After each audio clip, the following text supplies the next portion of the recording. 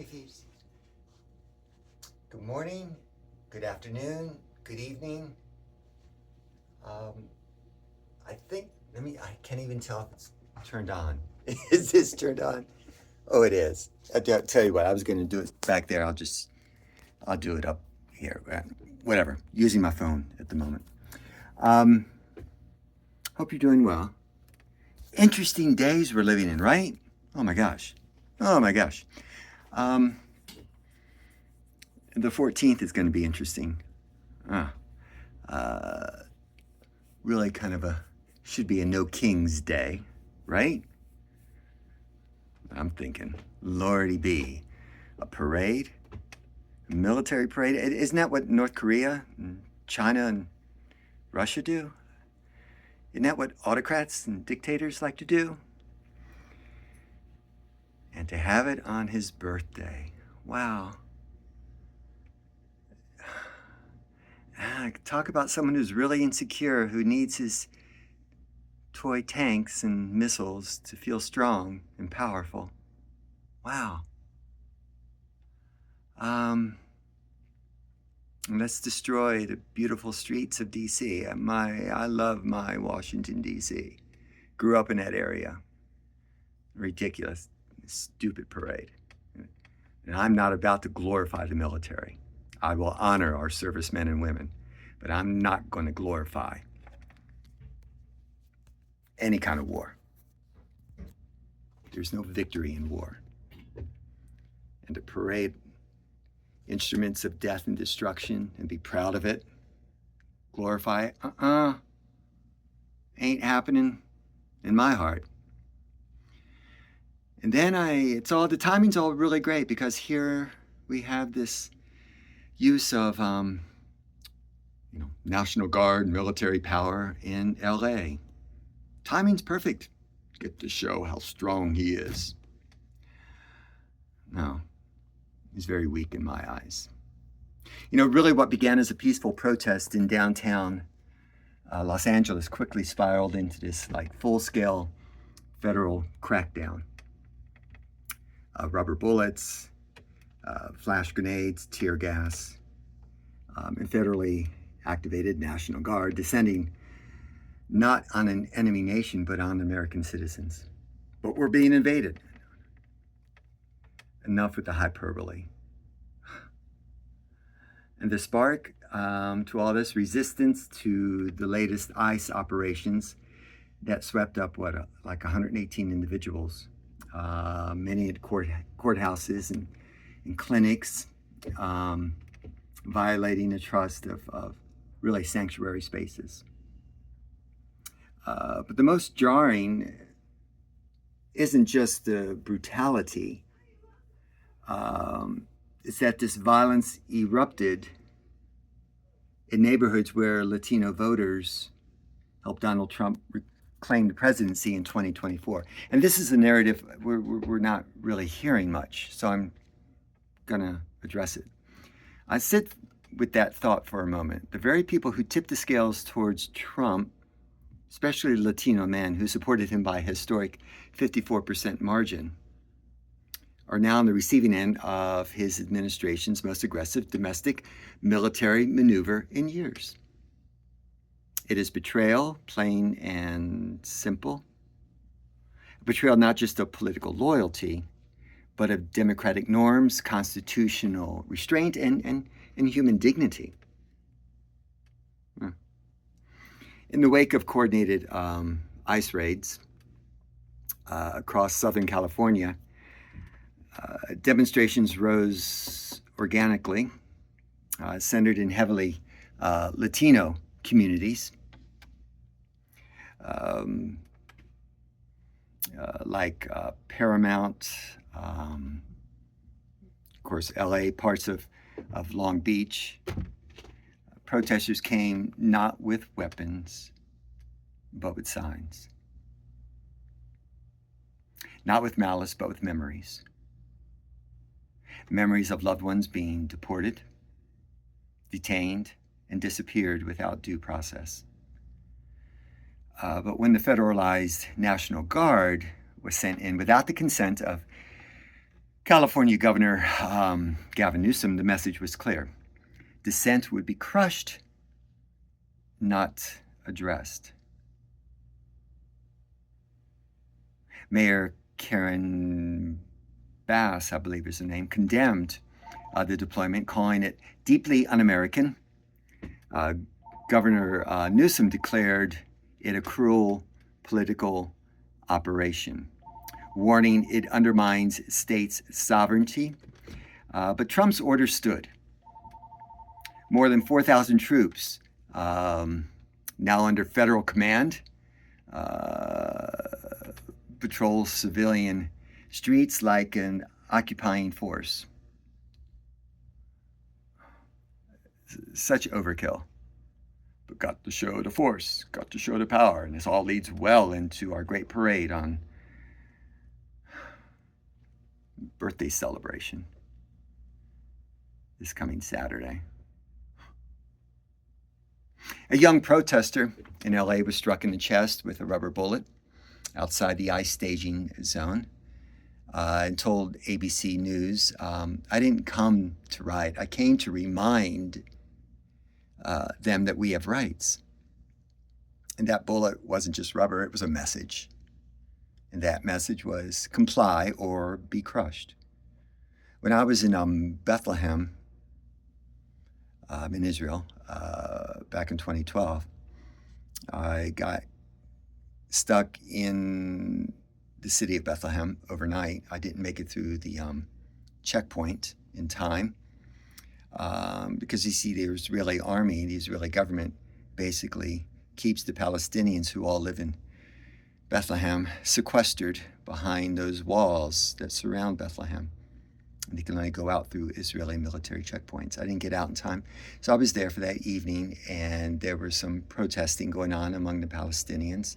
It was peaceful, and of course, I was there to witness the Israeli army come down with their tear gas and skunk water and rubber bullets and fire at us. And it was unbelievable as I spoke with some of the young men that this is their life. This is their life.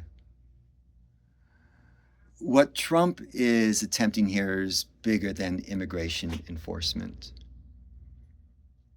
It's a test case in authoritarian expansion, is what I see it as.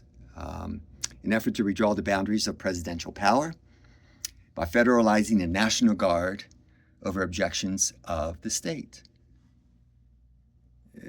Trump has done something that no president has dared to do since George W. Bush in the Katrina era.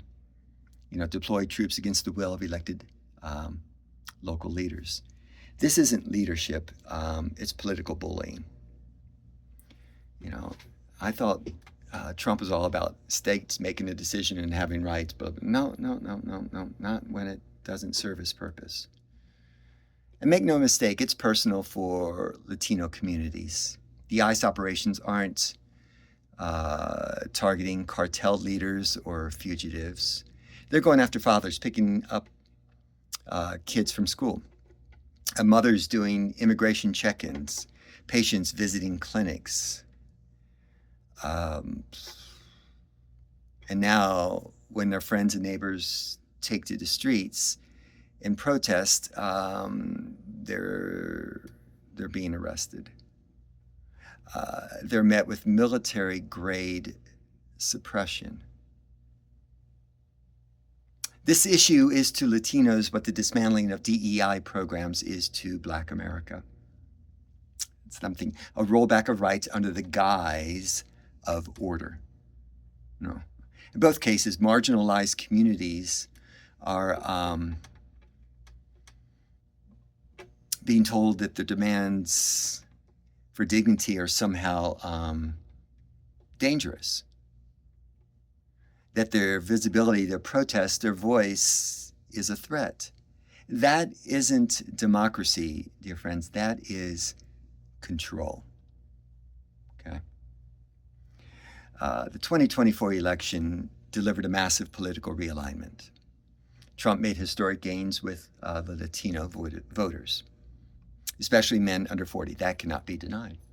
Many saw him as tough, but pragmatic, drawn to his promises of economic revitalization, stronger border policy, and national pride. But they didn't sign up for this. They didn't vote for ICE vans circling schoolyards or military tanks parked outside neighborhoods, that fly the Mexican flag during cultural festivals. They didn't expect a president who would label peaceful protesters as quote-unquote losers. I guess I'm a loser. While lighting up their streets with flashbangs. The betrayal is multi-layered. It's political, it's cultural, and for many it's very, very personal. The backlash didn't stop at the U.S. border. Major newspapers and ministries across Latin America have issued fiery condemnations. El Universal in Mexico, the newspaper, warned of a dangerous, dangerous normalization of military force on civilian soil. Brazil's El País reported its foreign ministry had summoned the U.S. ambassador to protest the militarization. Panama's La Prensa even drew chilling parallels to the 1989 U.S. invasion of Panama. Oh, how we forget these moments. These are not just symbolic rebukes by other nations. They are diplomatic fire alarms. Trump's show of force in L.A. is a betrayal of democratic norms and a signal that no community is safe from the militarized ambitions of a president unchecked. Trump's administration insists protesters were interfering with ICE operations. But interference is a legal gray area, often left to the discretion of the agents themselves. Standing outside a courthouse, chanting or holding signs, I'm just thinking, it's not obstruction, it's expression. I've been there, I've done such things. What ICE calls interference, the Constitution calls the First Amendment. The difference isn't just semantics. No. It's the difference between a republic and a regime. Donald Trump's militarized crackdown on Latino majority cities is not just an overreaction. It's a warning shot across the bow of American democracy. To the Latino voters who believed in Trump's promises, this is not what you voted for. You voted for safety, not surveillance, for opportunity, not oppression, for pride, not punishment. But if this administration believes it can suppress dissent with boots and batons, it is mistaken. History does not look kindly on those who turn soldiers against their own citizens. And the very voters that Trump relied on for victory may become the moral force that leads to his undoing. Because Los Angeles is not alone. Chicago is watching. Houston is watching. Miami is watching. And most of all, the people are watching. Take care of yourselves. God bless you. Peace. Peace be with you. Stay true. Stay strong. Stay faithful. God bless.